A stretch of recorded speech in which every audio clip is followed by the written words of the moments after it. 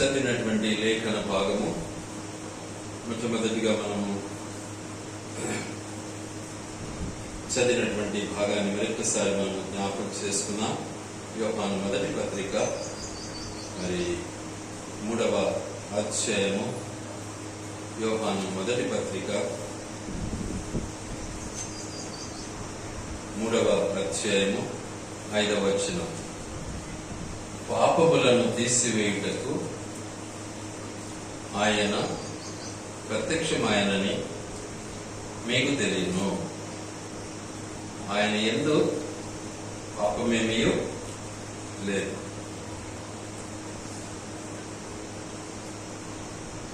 బాగా ఈ మాటలు చాలా జాగ్రత్తగా మనం ఆలోచించాలి. ఎందుకంటే దేవుని వాక్యము చాలా స్పష్టంగా మనతో మాట్లాడుతూ ఉంటుందండి. దాన్ని బట్టి మన నిరీక్షణ మనం కలిగి ఉండడానికి సిద్ధపడాలి. 3వ వచనాన్ని ఒకసారి జ్ఞాపకం చేసుకున్నాం. అక్కడే అందరం కలిసి చదవండి, దయచేసి చదవండి. ఆయన యందు ఈ నిరీక్షణ పెట్టుకున్న ప్రతి వాడును ఆయన పవిత్రుడై ఉన్నట్లుగా తన్ను పవిత్రుడిగా చేసుకొనును. ఇది వాస్తవం. ప్రభువునందు మనం నిరీక్షణ కలిగి జీవించడం దేవుడు మనకిచ్చినటువంటి గొప్ప భాగ్యము. ప్రతి ఒక్కరికి నిరీక్షణ అవసరమే. నిరీక్షణ లేకుండా ఏ మనిషి భూమి పైన లేడు. నిరీక్షణ ప్రతి ఒక్కరికి ఉంది. ఒకడేమో డబ్బు సంపాదిస్తాలనుకుంటాడు, ఒకడేమో నేను పెద్ద కోటీశ్వరుని కావాలనుకుంటాడు, ఒకడేమో ఇంకా రకరకాల కళలు కంటూ ఉంటాడు. ఆ కళలు కనడమే నిరీక్షణ అంటే. కాబట్టి నిరీక్షణ లేకుండా ఎవడి లోకంలో లేడు. అది మంచిది కావచ్చు, అది చెడ్డది కావచ్చు. నిరీక్షణ అనేది ప్రతి వానికి ఉంది. అయితే ఎలాంటి నిరీక్షణ మనకు అవసరం. అందుకే నిరీక్షణ గురించినటువంటి ఒక మాట చాలా స్పష్టంగా వ్రాయబడి ఉంది. నిరీక్షణ లేని ఇతరుల వలె మీరు ఉండకూడదు అంటాడు. ఎక్కడంటాడు? తెస్సలోనికీయులకు రాసినటువంటి మొదటి పత్రికలో ఆ మాట అంటాడు. చూడండి దయచేసి. తెస్సలోనికీయులకు రాసినటువంటి మొదటి పత్రిక 4వ అధ్యాయము 13వ వచనంలో ఉంది ఆ మాట. సహోదరులారా, నిరీక్షణ లేని ఇతరుల వలె మీరు దుఃఖపడకుండా నిమిత్తము. చూసారా? దుఃఖపడకూడదు. నిరీక్షణ మనకు అవసరం. వాళ్లకు నిరీక్షణ లేదు కాబట్టి వాళ్ళు ఏడుస్తూ ఉంటారు. మనకు నిరీక్షణ ఉంది, మన దేవుడు ఉన్నాడు, మనకు దేవుడు తోడుగా ఉంటాడు, దేవుడు మనకు సహాయం చేసేవాడుగా ఉన్నాడు అని ధైర్యాన్ని మనం కలిగి ఉన్నాము. ఇతరులు నిరీక్షణ లేని బ్రతుకు, డబ్బు, ఆస్తి, అంతస్తు, పరువు, ప్రతిష్టలు, గొప్పతనాలు ఇవే వాళ్లకు. కానీ మనకు మన దేవుడు నిరీక్షణ. కాబట్టి మన దేవుడు మనకు ఉండగా మనం నిరీక్షించే వారముగా ఉన్నాం కనుక ఏం కావాలి?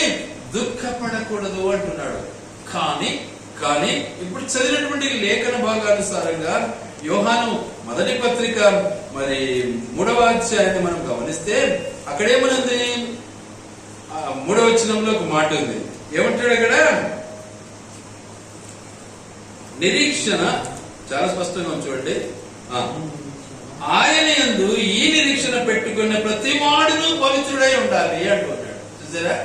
ఎప్పుడైతే ప్రభువులో మనం నిరీక్షణ కలిగి ఉంటామో మనం ఎలా ఉండాలి? దేవుడు ఇష్టపడుతున్నాడు, పవిత్రులుగా ఉండాలి. ఆయనది ఏం పాపం చేయలే, ఆయన ఏం మోసం చేయలే.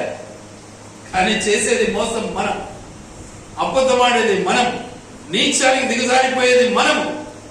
మన నీచత్వాన్ని బట్టి, మన పాపాన్ని బట్టి, మన శాపాన్ని బట్టి యేసుక్రీస్తు ప్రభుల వారు ఏ పాపము చేయకుండా ఏం చేశాడు? ఆయన మనందరి కోసం వెల చెల్లించాడు ఆ కలువరి శిలువలో. ప్రియులారా, ఒక్కసారి ఆలోచించండి. ఈ నిరీక్షణ మనకుందా? ఈ నిరీక్షణ లేకపోతే నువ్వు దేవుని బిడ్డకు కాలేవు, సైతాను బిడ్డవే.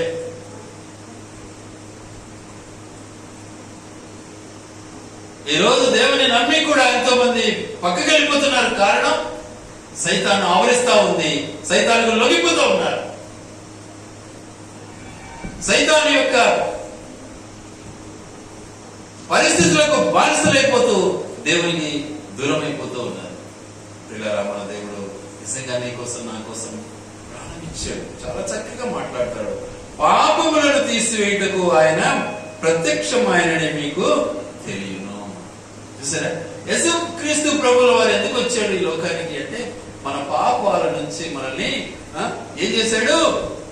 వెలివేయటానికి, పాపం నుంచి విముక్తి చేయడానికి, పాపపు బంధకాల నుంచి విడిపించడానికి, శాపము నుంచి మనల్ని తప్పించడానికి, నరకము నుంచి మళ్ళీ పరలోకానికి చేర్చడానికి వచ్చాడు. మనం నేర్చుకోవాలి, తెలుసుకోవాలి సత్యాలు. తెలుసుకోకనే సొంత తెలివితో సైతానుకు బానిసలమైపోతూ ఉంటాం. మనం అంతా కూడా సొంత తెలివి, నీ తెలివి సైతాను తెలివేది. దేవుని తెలివిని జ్ఞాపం చేసుకోను. నీ సొంత తెలివి సైతాను తెలివేది. నీ సొంతంగా ఆలోచించే ప్రతి ఆలోచన సైతాను ఆలోచనే. కారణం, నువ్వు శరీరునివి. శరీరానుసారంగా నువ్వు ఆలోచిస్తావు, ఆత్మానుసారంగా ఆలోచించావు. ఆత్మానుసారంగా ఆలోచిస్తే వచ్చే కష్టాలన్నింటినీ కూడా ఎదుర్కొంటావు, వాటిని అధిగమిస్తావు, స్తుతిస్తావు, ఆరాధిస్తావు, ఇతరులకు పంచిపెడతావు. అది లేదు మనలో. అది లేదు అంటే ఏముంది? మరి సైతాను చేత ఆవరింపబడిపోతూ ఉన్నాం. బైబిల్ చదువుతాం, ప్రార్థనకు పోతాం, ఆరాధన చేస్తాం, మోసం చేస్తాం, అన్యాయం చేస్తాం, దేవునికి విరుద్ధంగా జీవించడానికి ఇష్టపడతాం. ఆలోచించండి ఒకసారి, మన బ్రతుకు అలా ఉందా లేదా ఒక్కసారి పరిశీలించుకో. వాక్యాన్ని ఎదురుగా పెట్టుకో. కాబట్టి మనం నిరీక్షించే వారమైతే మనలో పాపము ఉండదు. మనం ఇహ సంబంధమైనటువంటి ఇహలోకానుసారమైనటువంటి పరిస్థితులకు నిరీక్షణ కలిగి ఉన్నట్లయితే పాపము గూడు కట్టుకుంటుంది లోపల. పాపానికి బానిసలమై ఉంటాం మనం. ఇహలోక బాంధవ్యానికి నువ్వు బానిసలం అయ్యావు అంటే సైతాను కాళ్ళ క్రింద పడి ఉన్నావని నీ జీవితంలో నువ్వు గ్రహించడమే. కాబట్టి ప్రభునందు మన జీవితాలను సరి చేసుకుందాం, ప్రభువులో మనం కొనసాగుదాం. దేవుని యొక్క గొప్పతనాన్ని మనం ఒక్కసారి పరీక్షిస్తాం, దాన్ని తెలుసుకుందాం. అది తెలుసుకోకుండానే మనం మన ప్రవర్తన కలిగి ఉంటాం. నీచమైన ప్రవర్తన, మనది నీచమైన ప్రవర్తన, చెడ్డ ప్రవర్తన. వాటి నుంచి దూరం కావాలి. అందుకనే యేసు ప్రభువు అంటున్నాడు, ఆయన యందు పాపమేమియో లేదు. మరి ఆయన నమ్ముకున్న నీలో పాపం ఉందా? నమ్ముకున్నావా? నమ్ముకుంటే పాపం ఉంటుందా? ఇంకా నువ్వు మోసం చేస్తున్నావు, పాపం చేస్తున్నావు, నీచమైన కార్యాలు చేస్తున్నావు, తప్పుడు ఆలోచన చేస్తున్నావు. మరి దాన్ని పాపం అన్నారా? మరి ఏమని నిరీక్షిస్తావు నువ్వు? పక్కలా కావాలి నేను కోటీశ్వరుని అనుకుంటున్నావా? ఆలోచించు ఒకసారి. కాబట్టి మన దేవుడు నిజంగా అద్భుతమైనటువంటి దేవుడు అండి. దేవుని వర్ణించలేము, మన చేత కాదు. అలాంటి దేవుడు నిజంగా మనకు దొరికాడంటే మనం ఎంత అదృష్టవంతులమో ఒకసారి ఆలోచించండి. అట్టి దేవుడు మనకు దొరికాడు. కాబట్టి మన పాపము నుంచి మనము విముక్తి చెందినటువంటి వారముగా దేవుని ఆరాధించే వారమై ఉండాలి. పాప శాపమును బట్టి దేవుడు మన కొరకు శాపగ్రస్తుడయ్యాడు, పాపి అయ్యాడు. మన కొరకు ఆ కలువరి సిలువలో అనుభవించాడు. చేసిన మన పాపము నిమిత్తము ఆయన సిలువను అనుభవించాడు. అలాంటి దేవుడు ఇంకా ఎక్కడైనా ఉన్నాడా నీకు లోకంలో? సరే ఆలోచించు. కాబట్టి ప్రియులారా, ప్రభువునందు మన జీవితాలను మనం సరి చేసుకోవాలి. వాక్యం మనం చదువుతున్నాము అంటే మనల్ని మనం సరి చేసుకోవాలి. మనం సరి చేసుకోకుండా ఇతరుని తప్పులు పట్టుకుంటాం. నీచమైన పని, హేయమైన పని, పనికిరాని జీవితం, అది నిరీక్షణ లేని జీవితం. కాబట్టి ప్రభువులో మనం నిరీక్షణ కలిగినటువంటి వారముగా ముందుకు సాగాలి. అందుకనే ఏ పాపము చేయనటువంటి మన ప్రభు మన కొరకు పాపి అయ్యాడు, శాపగ్రహి అయ్యాడు.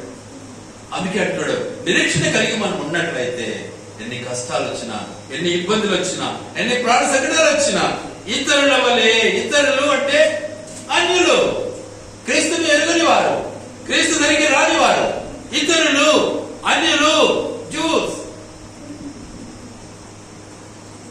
అన్య జనాంగము. కానీ నీకు నాకు దేవుడు ఇచ్చాడు. మనమంతా అన్యులమే. ఆయనను మనల్ని ఏం చేశాడు? నాటాడు దేవుడు. అంజూరపు చెట్టు సాదృశ్యానుసారంగా దేవుడు మనల్ని నాటాడండి. ఫలించకపోతే నరికేయమంటాడు అంతే. ఫలించాలి. మనమందరం కూడా ఫలమిచ్చే చెట్టులా మనం ఫలించాలి. అందుకని తన్ను తాను అర్పించుకొని ఏం చేశాడు? మన కొరకు శిలువలో ప్రారంభించాడు. ఆయన మరి ఆరాధించకుండా ఉండగలమా? మీరే ఒకసారి ఆలోచించండి. ఎందుకంటే ఆయన మనము ఆరాధించాలి. ఎందుకు? మనల్ని పవిత్రులుగా చేయడానికి. ఆయన ఏమైనాడు? పాపగ్రహి అయినాడు, శాపగ్రహి అయినాడు. ఆయన కల్వరి శిలువకు అప్పగించబడి మనల్ని పరిశుద్ధులుగా చేశాడు. మన కొరకు రక్తం కార్చాడు. ఆ పవన రక్తంలో మనల్ని విలువ పెట్టి కొన్నాడండి. అట్లా ఆ దేవుని మనం మర్చిపోతే ఎలా? ఆయన మనసారా మనం ఆరాధిద్దాము. నీవు నేను ఆయన కొరకు ఏమైనా శ్రమ పడ్డామా? శ్రమ పడడానికి ఇష్టపడతామా? ఎంత దౌర్భాగ్య స్థితి మనది. ఒకసారి ఆలోచించు. ఎంత దౌర్భాగ్య పరిస్థితి మనది. మన కోసం ఏది ప్రాణం ఇచ్చాడే. మరి ఒక అక్క దాదాపు 50 ఏళ్ళ వయసు ఉంటుంది. అక్కకు దాదాపు 200 మరి 400 గ్రామాలు ఆ అక్కయ్య సువార్త చేస్తా ఉంది. ఇంకా చేస్తా ఉంది. ప్రజెంట్ ఉంది. ఆ అక్కయ్య నిజంగా మరి వీళ్ళు విలేకరుల వల్ల ఆమెను ఏమంటారు, వాళ్ళను అడుగుతారే, వాళ్ళని ప్రశ్నిస్తారు కదా. వాళ్ళు ప్రశ్నిస్తే ఏమంటా ఉంది, నేనేం చేసినానయ్యా, ఈ గ్రామాలే జరిగింది, నా తండ్రి నా దేవుడు నా కోసం ప్రాణం పెట్టాడంటా ఉంది. ఇంకేం చేశాను నేను అసలు? మరి నువ్వేం చేశావు నీ జీవితంలో? ఆలోచించు. ఒక స్త్రీ ఒంటరిగా స్వార్థ సేవ చేస్తా ఉందండి. ఎంత అద్భుతం. ఆలోచించావా? మరి నీ జీవితంలో నువ్వు ఏం చేస్తున్నావు? పాపం పోగొట్టుకున్నావా? అసలు పశ్చాత్తాపం కలిగిందా నీకు? మారు మనసు పొందావా? నీకోసమే ప్రాణం ఇచ్చాడు నీ దేవుడు. మర్చిపోకు.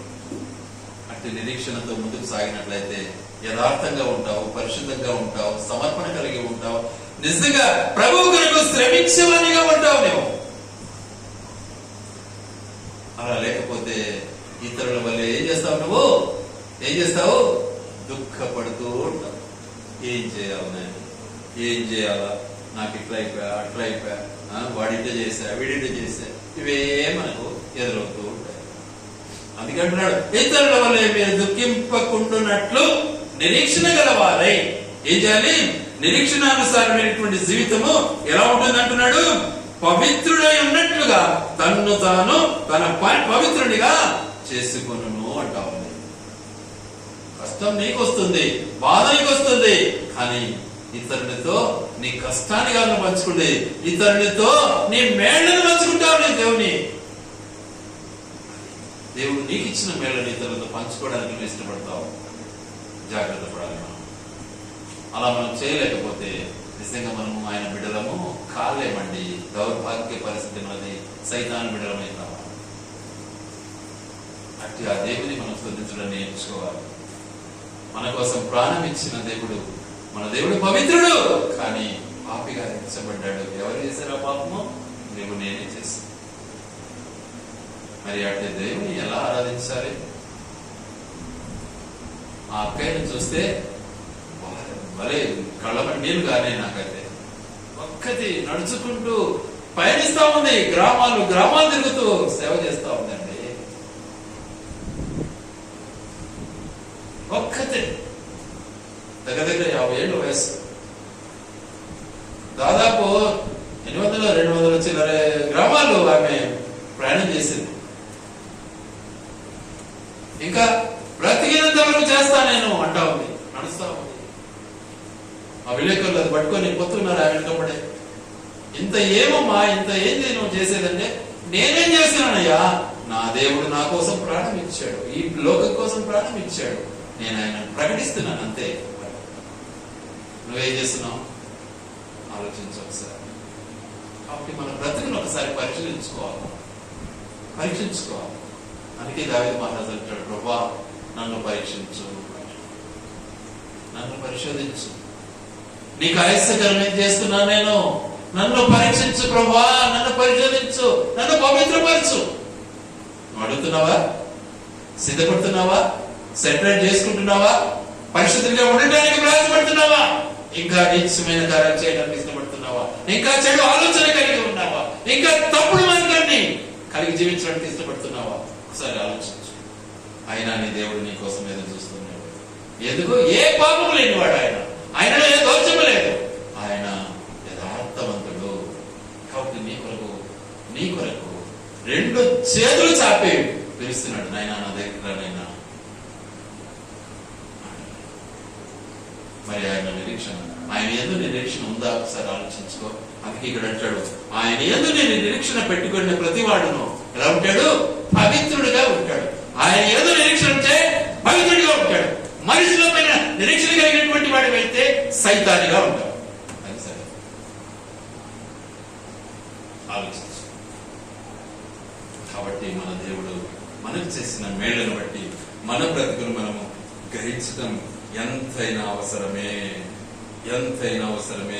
అందుకని యేసుక్రీస్తు ప్రభు నిజంగా ఈ లోకానికి వచ్చిన తన యొక్క సంపూర్ణమైనటువంటి ఉద్దేశాన్ని మనం ఒకసారి జ్ఞాపకం చేసుకుందాం. యోహాను సువార్త 18వ అధ్యాయము 37, 38 వచనాలు మనం చదువుకుందాం దయచేసి. యోహాను సువార్త 18వ అధ్యాయము 37, 38 వచనాలు రెండు కలిసి ఉన్నాయి. కలిసి అందరం చదువుకుందాం దయచేసి ఆలకించండి. అందుకు పిలాతు, నీవు రాజువా అని ఆయనను అడుగగా, యేసు, నీవన్నట్టు నేను రాజునే, సత్యములకు వచ్చి సాక్ష్యం ఇచ్చినకు నేను పుట్టితిని, ఎందు నిమిత్తమే ఈ లోకమునికి వచ్చి తిని.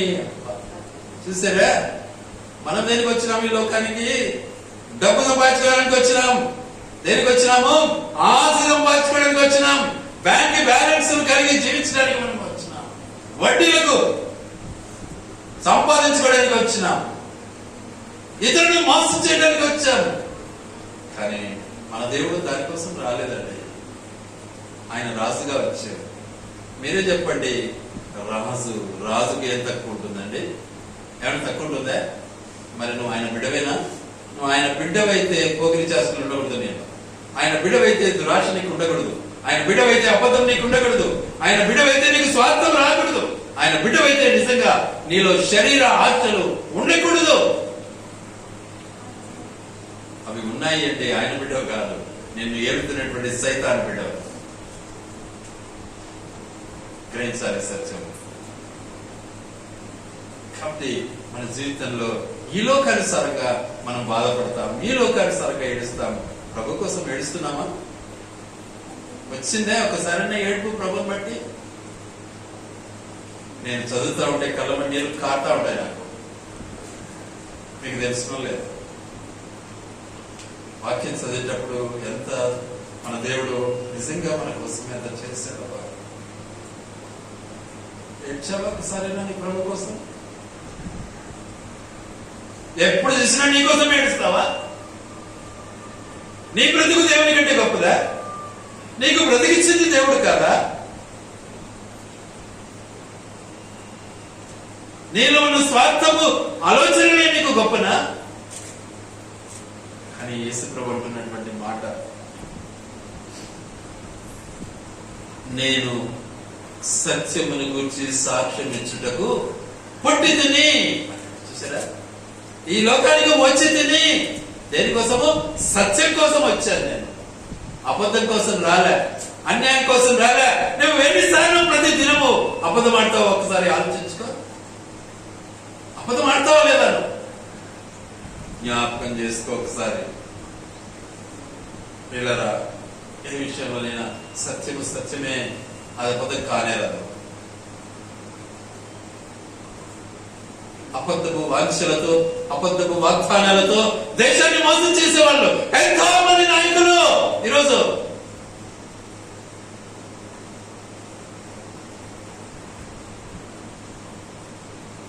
ఎంతో మంది నాయకులు కోకొల్లుగా వాగ్దానం చేశారు. ఎవడు నెరవేర్చాడు? మన దేవుడు తాను చేసిన వాగ్దానాన్ని సంపూర్ణంగా నెరవేరుస్తూ ఉన్నాడు.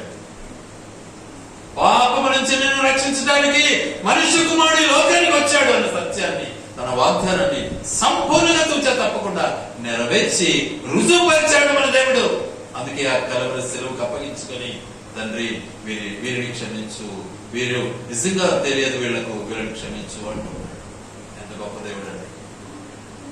నీలో ఉందా స్వభావం?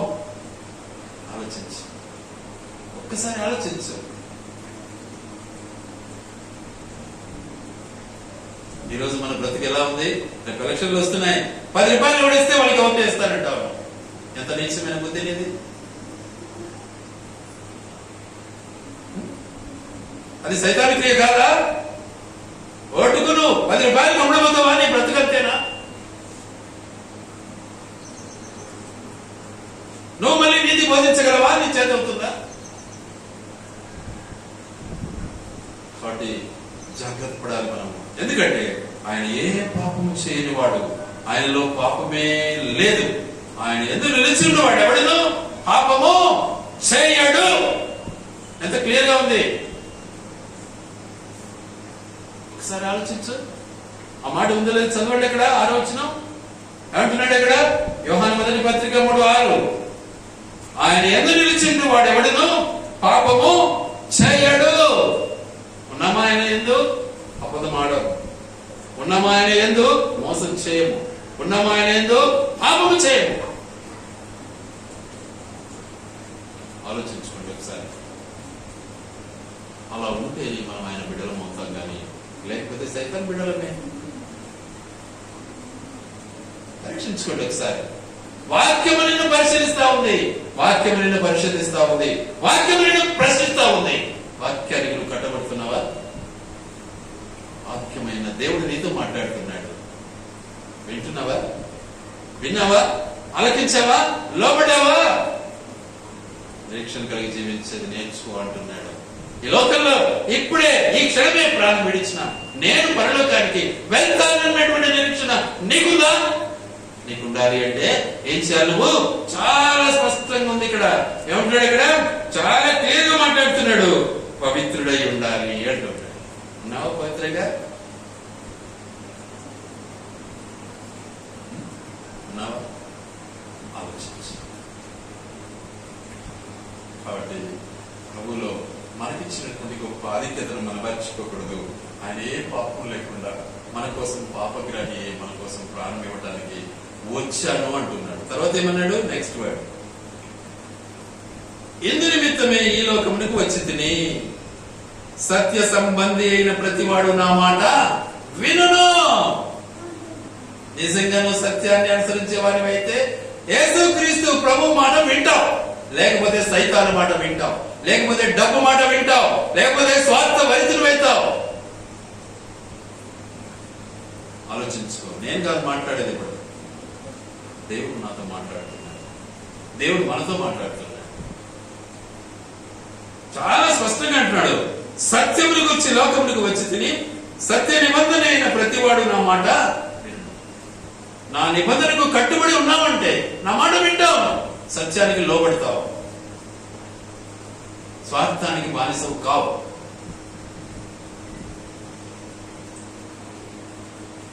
ఆలోచించండి ఒకసారి. ప్రభు కొరకు మనం ఎంత నష్టపోయినా చింతలే. ప్రభు కొరకు మనం ఎంత నష్టపోయినా చింతలే. నేను అనుభవించి చెప్తున్నాను. ప్రభు కొరకు మనం ఎంత నష్టపోయినా చింతలే. దేవుడు అన్ని చూసుకుంటాడు. ఇహమందు నీవు నిజంగా అన్ని వదులుకున్నా కూడా పరమందు నీకు అన్ని కూడా ఆయన ఇవ్వడానికి సిద్ధంగా ఉంటాడు. అయ్యా ధనవంతుడా, నీకు అన్ని వదిలిపెట్టి అందరికి పంచిపెట్టి నన్ను వెంబడించిన స్వామి నీకు అన్ని మనోడు ఏం చేసినాడు? ముఖము త్రిప్పుకొని వెళ్ళిపోయినాడు. అందుకే దేవుడు ఒక్క మాట అన్నాడు. ఏమన్నాడు దేవుడు? చాలా స్పష్టంగా అన్నాడు, ధనవంతుడు పరలోక రాజ్యము చేరుట దుర్లభము. ధనవంతుడు అంటే వాడు కోటీశ్వరుడు అయి ఉండాలనా?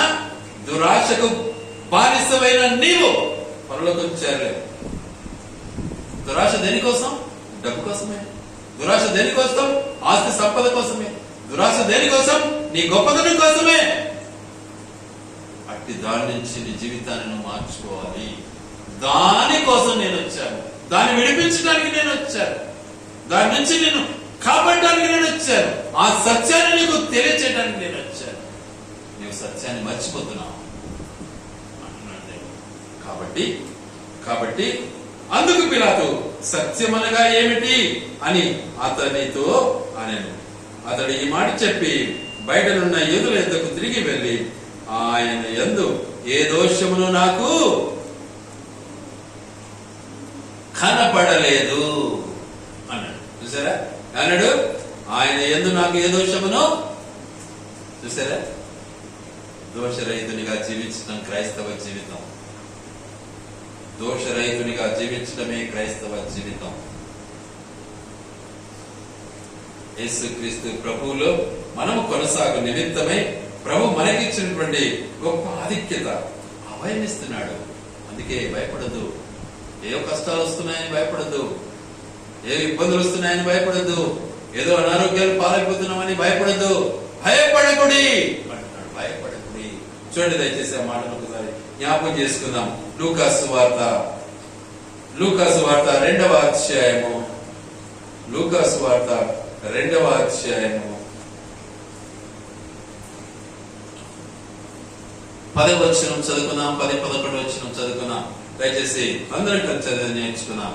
ఎందుకు వచ్చాడు? అయితే ఆ దూత భయపడకుడి, ఇదిగో ప్రజలందరికీ కలుగు మహా సంతోషకరమైన సువార్తమానము నేను మీకు తెలియజేస్తున్నాను. ఎవరైనా మొట్టమొదట భయపడకుడి.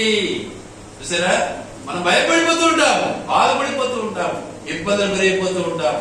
ఎందుకు నాకు ఇంట భయనే అని బాధపడుతూ ఉంటాము. కానీ మరి దేవునికి అయిన పరిస్థితిని ఎప్పుడైనా గమనించేవా? ఎవరి కోసం ఆయన బాధపడ్డాడు? నీకోసం, నా కోసమే. మరి నువ్వెవరి కోసం బాధపడుతున్నావు? నీకోసమే. దేవుని కోసం ఏమైనా బాధపడుతున్నావా? సత్యానికి బానిసవై సత్యం కోసం ఏమైనా బాధపడుతున్నావా? లేదే. అందుకే అంటున్నాడు భయపడకుము. ఏమంట? ఆ దూత భయపడకుడి, ఇదిగో ప్రజలందరికీ కలుగబోవు మహా సంతోషకరమైన సువార్తమానము నేను నీకు తెలియజేయుచున్నాను. దావీదు పట్టణమందు నేడు రక్షకుడు మీ కోసము పుట్టి ఉన్నాడు. ఈయన ప్రభు అయిన క్రీస్తు. చూసారా? ఎంత స్పష్టంగా ఉందండి. యేసు ప్రభు ఎందుకు వచ్చాడు? నిన్ను నన్ను మన బాధల నుంచి, కష్టాల నుంచి విడిపించడానికి వచ్చాడు. మన పాపం నుంచి మనం విడిపించడానికి వచ్చాడండి. ఈ లోక కష్టాలకు నువ్వు భ్రమసి, ఈ లోక కష్టాలను బట్టి నువ్వు కురింగిపోతే ప్రయోజనం ఏంటి? మరి ఈ లోక కష్టాన్ని యేసుక్రీస్తు ప్రభు నీకోసం అనుభవించాడే, అది తక్కువ? అంత ఎవరైనా చేశారా ఈ లోకంలో? నీకు ఒకసారి ఆలోచించాలి. ఆయన చేసిన మేళ్లకు ఎల్లప్పుడు మనము ఏమై ఉండాలి? కృతజ్ఞులమై ఉండాలి. అది నేర్చుకున్నాం. అలా మనం ఉన్నప్పుడే మనం నిజంగా ప్రభువులో మనం కొనసాగుతాము, ప్రభునందు మనం జీవిస్తాము, ప్రభులో మనము నిజంగా ఆయన వచ్చిన తన ఉద్దేశాన్ని సంపూర్ణంగా నెరవేర్చే నిమిత్తము ఒక్క మాట చదువుకొని నేను ముగిస్తాను. చూడండి దయచేసి. యోహాను మొదటి పత్రిక 3వ అధ్యాయం 8వ వచనం. అపవాది మొదటి నుండి పాపము చేయించున్నాడు కనుక పాపము చేయవాడు అపవాది సంబంధి. అపవాది యొక్క క్రియలను లయపరచుటకే దేవుని కుమారుడు ప్రత్యక్షమాయను. చూసారా? ఎంత స్పష్టంగా ఉందండి. అపవాది అపవాది అపవాది. పాపము చేసిన వాడు అపవాదికి బానిస.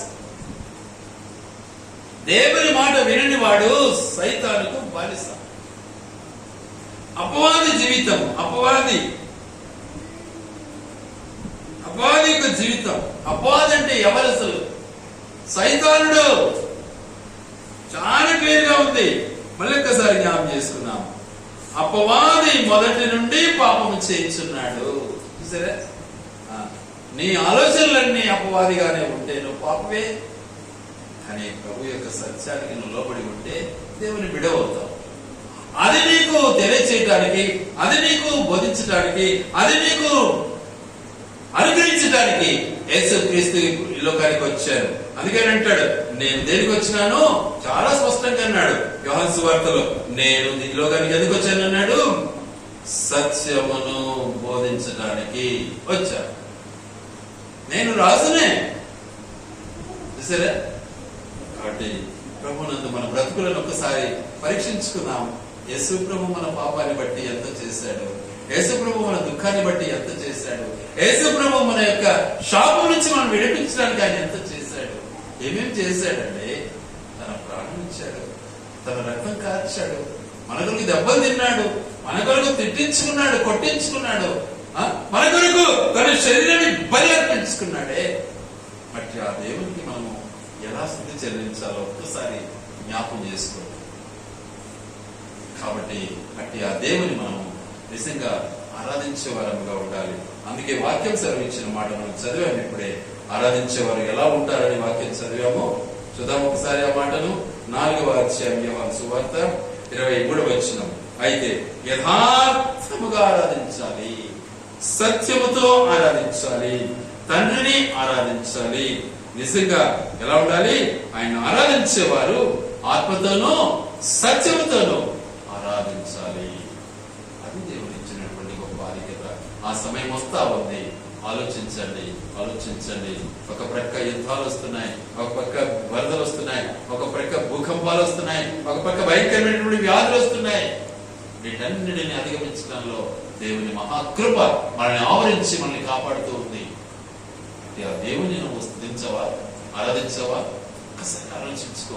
ఇంకా ఇహలోకానుసారమైన నీచమైన పనికిరాని చీకటితో కూడినటువంటి తలములు కలిగి, ఆలోచనలు కలిగి, వేషధారణతో బ్రతుకుతావా? ఆలోచించుకో. వాటిని దయించి నిజంగా వాటన్నిటిని బట్టి మన ప్రభు శిలువ వేయబడ్డాడు.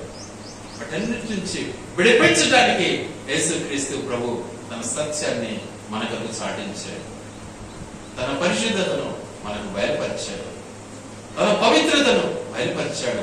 భయపడకము అంటూ ఉన్నాడు. అంత ధైర్యం ఇస్తున్నాడు. అధైర్యంగా జీవించే మనము, పనికి మారిన మనము ఎవడనో తలుతాడంటే భయపడిపోతాం మనం అంతా ఎప్పుడు కూడా. కానీ మన దేవుడు మొత్తుతే అడ్రస్ ఉండదు మనకు. కానీ మన దేవునికి భయపడమా? ఆలోచించఒకసారి. కాబట్టి అటు దేవుని మనం మనస్పూర్వకంగా ఆరాధిద్దాం, యథార్థంగా ఆరాధిద్దాం, సత్యంతో ఆరాధిద్దాం. నిజంగా ఆత్మతోనూ సత్యముతోనూ ఆయన మనము ఆరాధించుకున్నాం. దేవుని మార్చిలో ఆయన వెనుకడిలో దీవించి ఆశీర్వదించును గాక. ఆరాధన చేసుకున్నాం.